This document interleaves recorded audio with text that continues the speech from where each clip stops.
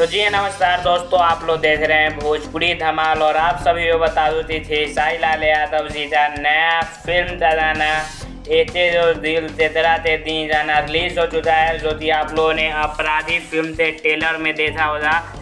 थे साई लाल यादव, रक्षा गुप्ता, मेधा श्री तीनों का परफॉर्मेंस है इस गाने में। और अपराधी फिल्म का गाना है team film Bhojpuri YouTube channel पर फुल वीडियो सॉन्ग रिलीज किया गया है डायरेक्ट। तो आप लोग जाइए देखिए। थे साई लाल के साथ में शिल्पी राज, प्रियंका सिंह जी ने गाने जो गाया है, गाना काफ़ी ज़बरदस्त है। इस गाने तो पहले लगन के समय में ही रिलीज कर देना चाहिए। काफ़ी ज़्यादा बजने वाला डीजे पर गाना बजने वाला ये है।